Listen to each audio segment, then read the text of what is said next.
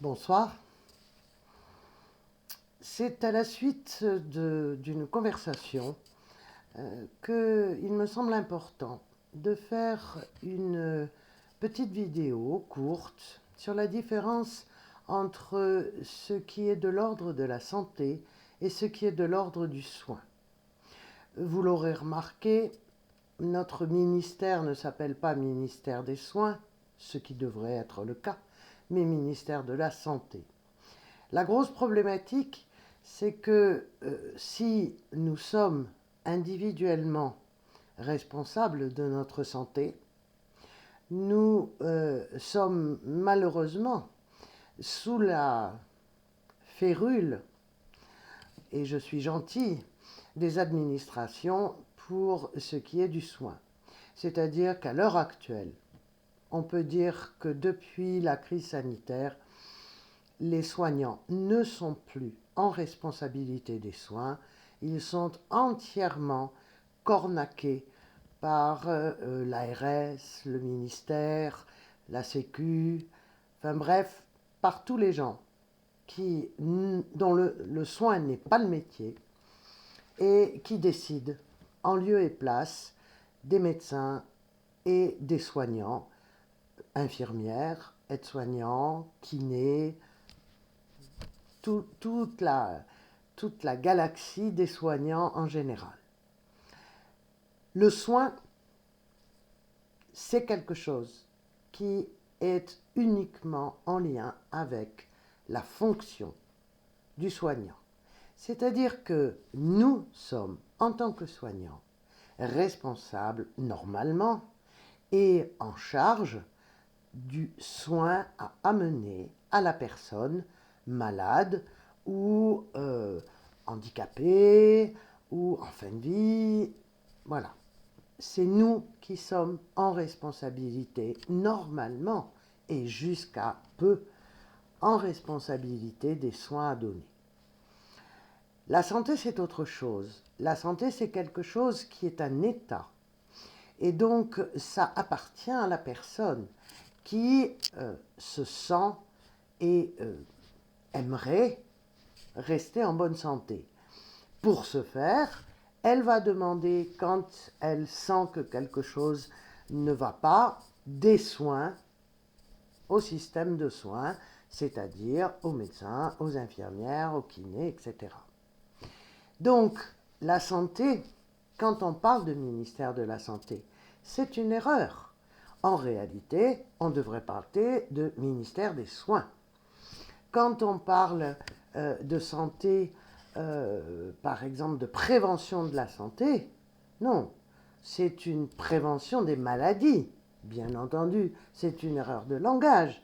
Ce qu'on essaie de prévenir, que ça soit malheureusement souvent par des examens qui sont faits sans examen clinique, comme la mammographie par exemple, ou que ce soit par des vaccins, ou que ce soit par des analyses en termes de prévention des cancers, etc., etc. On est dans une dynamique de prévention de maladies. Nous ne sommes pas dans la prévention de la santé. Je vous répète, la santé, c'est quelque chose de totalement individuel, qui ne peut pas se normer. C'est-à-dire que chacun d'entre nous avons un équilibre de santé qui n'est pas le même que notre voisin, que notre enfant, que notre grand-père, que ça n'est pas le même. Nous avons un corps et et une dynamique physiologique et psychologique totalement individuelle. Bien entendu, on va vous parler de normes, mais les normes ne sont basées que sur des statistiques. Or, nous ne sommes pas des statistiques, et bien souvent, nous sortons des normes tout simplement parce qu'elles ne sont pas faites pour nous. Ça donne une indication aux médecins, ça donne une indication aux soignants, ça permet d'avoir des repères, mais en aucun cas ce ne sont des valeurs comment dirais-je, fondamentales ou des valeurs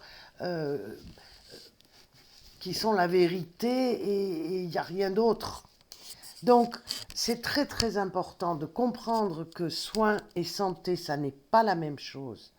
Et que, notamment, beaucoup de gens se plaignent du fait que nous sommes en effondrement du système de santé. Non, nous sommes en effondrement du système de soins.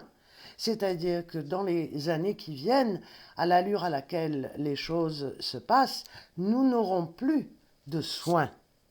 Nous serons donc directement en première ligne, chacun d'entre nous, pour trouver les soins qui nous seront utiles pour nous maintenir en bonne santé. Ce qui veut dire que nous allons devoir apprendre, premièrement, à sortir complètement de l'idée que dès que quelque chose ne va pas, il faut absolument prendre un médicament et se précipiter chez le médecin. Enfin, en sens inverse, se précipiter chez le médecin et prendre un médicament. Non, non, non, ça, c'est pas comme ça que ça va marcher. Il n'y aura plus de médecins, il y en a déjà plus beaucoup, certaines zones sont complètement vides, et il n'y a pas d'envie des jeunes médecins de venir s'installer dans ces zones vides, tout simplement parce que leurs études ne les amènent pas à être autonomes dans leur fonction de médecin, à être autonomes dans le soin.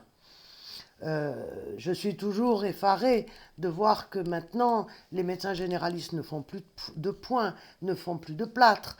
Enfin, tout est complètement effarant et tout est regroupé dans une dimension de soins qui est une dimension qui coûte effroyablement cher puisque c'est un hôpital et qui déshumanise complètement ce rapport entre le médecin et le patient, et a fortiori quand ce patient n'est pas malade, mais simplement est en lien avec son médecin pour entretenir et, et, et vérifier qu'il sait se maintenir en santé.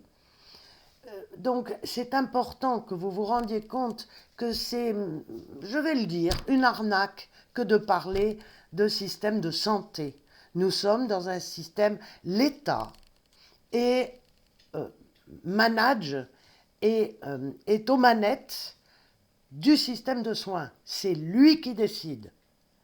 C'est lui qui donne les normes, c'est lui qui donne les protocoles, et au-dessus de lui d'ailleurs, l'Europe, bien entendu, parce qu'en plus, il faut des strates. Et le système de santé, lui, n'existe plus, ou plus exactement, il est individuel. Donc, il est hyper important que vous preniez dès maintenant l'habitude de, comment dirais-je, de ressentir tranquillement le lien avec votre corps, le lien avec éventuellement les bricoles qui peuvent vous arriver. Bien entendu, je suis à peu près certaine que dans les cas très graves, c'est-à-dire quand il faut une intervention, quand il y a une fracture, quand il y a une maladie grave, les hôpitaux vont tenir la route. Il y aura toujours des chirurgiens. Par contre, en termes de médecine de proximité, de médecine où il y a de la relation, où il y a une connaissance intime de la personne, de sa famille, de ses antécédents, tout ça est terminé. Cerise sur le gâteau, bien entendu, on a des dossiers médicaux informatisés et qui sont régulièrement hackés, donc il n'y a même plus de secret médical. Voilà, je voulais vraiment insister avec tout mon cœur sur le fait que ne vous laissez pas piéger par le fait que nous allons pouvoir résoudre le problème du soin. Nous allons pouvoir prendre soin de nous. Nous allons pouvoir, au fur et à mesure, retrouver des comportements de santé pour nous-mêmes. Mais le soin tel qu'il est considéré, tel qu'il était considéré jusqu'à maintenant et qu'il est toujours, même s'il fait défaut à plein d'endroits, ne marchera plus. ne marchera plus parce que nous avons des ruptures de médicaments, nous avons des médecins, il n'y a plus de médecins, les médecins ne veulent plus s'installer. Quand ils veulent s'installer, les médecins en place leur font pas forcément la place, on n'en sort plus. Et au moment, je vois dans toutes les, comment dirais-je, les professions de foi, des gens qui vont se présenter aux élections municipales, en permanence revient sur le sujet, faire venir des médecins. Mais il n'y en a plus. Il n'y en a plus de médecins. Ou plus assez. Donc, il va falloir trouver des solutions nous-mêmes, en mutualisant nos compétences, en allant chercher des gens qui ont aussi des compétences, peut-être pas tout le temps en matière de diagnostic, mais certainement en matière de traitement, l'herboristerie, les huiles essentielles, le sport, bien entendu, la dépense physique, toutes ces choses qui sont basiques, tellement simples, que chacun d'entre nous peut gérer. Voilà, je voulais vous pousser ce petit coup vous faire ce petit focus sur soins et santé. Ça n'est pas la même chose. Et nous sommes en effondrement d'un système de soins, pas d'un système de santé, puisque la santé, elle nous appartient. C'est à nous de la maintenir. À bientôt.